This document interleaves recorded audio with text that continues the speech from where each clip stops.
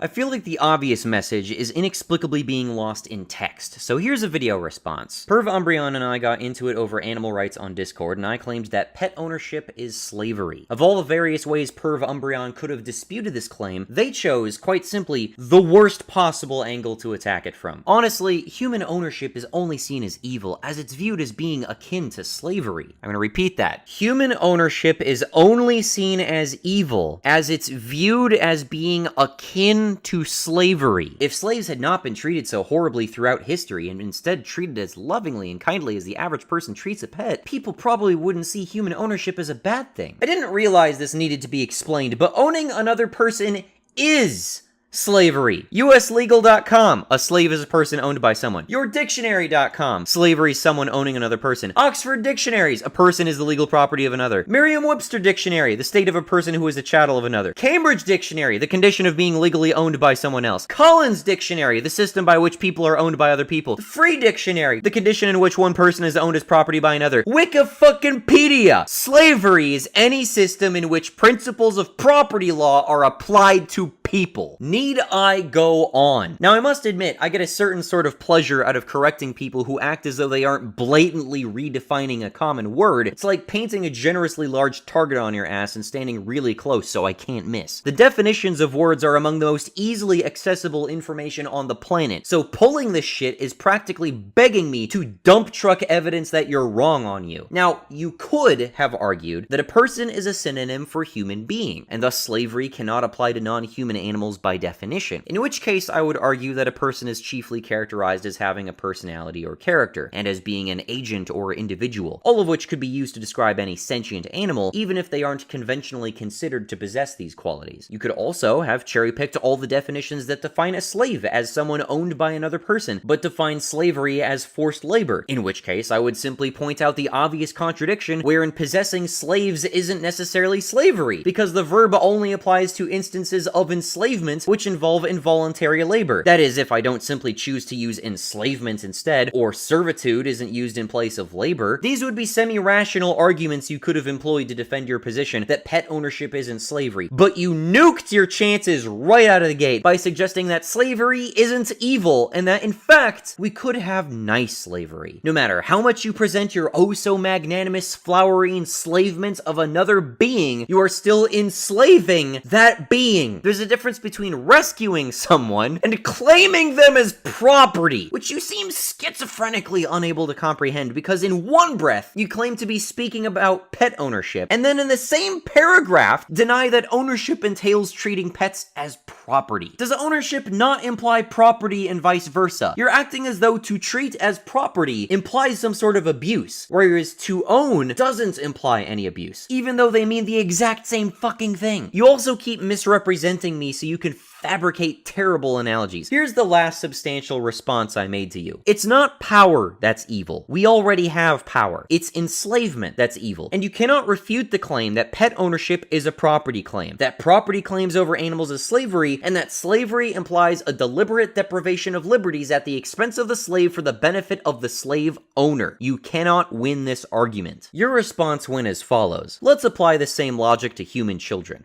By all means, hit me with a reductio. Legally, parents have rights over children, okay? And children are seen as property of parents.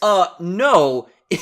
If you see children as the property of parents, then you are witnessing a crime in progress. And if you treat your own children as property, then you are probably a bad parent and a terrible person. Do I need to explain to you why child slavery is wrong, Perv Umbreon? If owning or having rights over a living being is enslavement, there's no or there. It's just owning another person. Having rights over another person is your own fabrication. It's all you have to justify the awful analogies you're about to make to government. Should we free the children of the world? That question is dead on arrival, because before you even asked it, I had already identified its premise as a conflation of guardianship and slavery. As I already told you, one exists to serve the interests of the subject, the other exists to serve the interests of the perpetrator. Protecting a child or animal from itself, teaching it how to operate independently, and giving it a good quality of life while you are steward over its living space is not the same thing as, nor should ever be confused with, slavery. You can take care of old grandma without owning her. Why should I ever have to say that? If pet ownership is slavery, then so is parents having and keeping children. Your reductio is refuted. Taking ownership of anything is not an act of slavery. Do you consider your phone, computer, car, or clothes to be slaves to you because you own them? Need I point you back to the goddamn definition of slavery again? It's not owning something, it's owning someone. This can only make sense in your head if you lend non-human animals the moral worth of a table lamp, which only speaks to your personal failure to identify agency despite blatant evidence of it.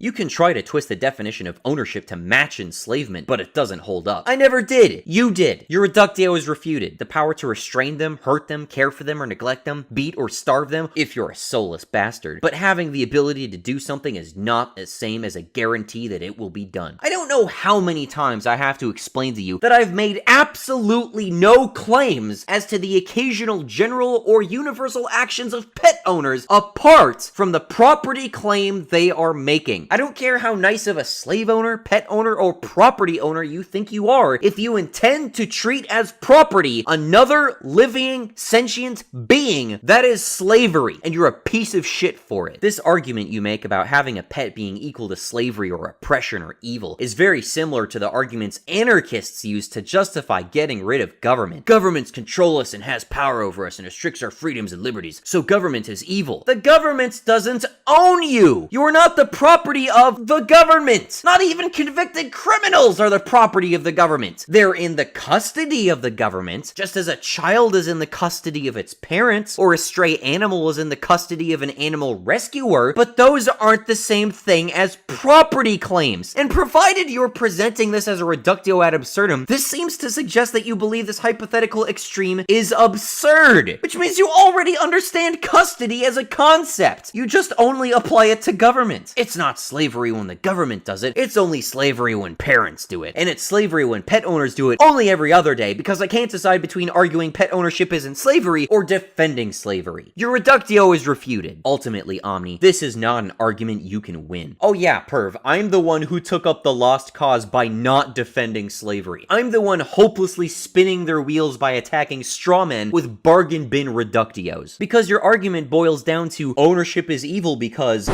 you done fucked it up. You deliberately removed the specific context which makes it slavery by definition, just so you can say, no, ownership is not slavery. No shit, it's not. I never fucking said otherwise. To which you double down that it is, and we go round and round ad nauseum. You know, for as much as you flatter me ad nauseum and call me intellectually superior to you for those shoe-on-head videos I made, you seem to share a curiously similar tendency to put words in my mouth as the vast majority of people who hated those videos. If you're unwilling to apply the logic you use for pets across the board to these situations, which are very similar, if not identical, then you have created a double standard, and thus you have already lost. Ditto. I know your position comes from a place of compassion for animals, and I certainly cannot fault you for that, but I cannot see ownership the same as slavery, and it cannot be considered slavery without twisting and perverting the definition and nature and intent of ownership.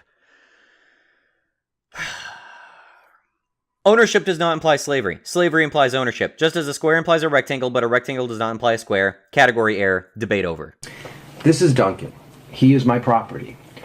I love him. I regard him as a member of my family. As far as the law is concerned, he is my property. He is something I own.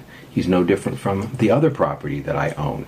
If I wish to value him at 0 and dump him at a kill shelter tonight, I can do that. No, I won't do it. I promise I won't do it. Pets, however well treated, it's an institution of exploitation, and it ought to be abolished like all forms of animal exploitation.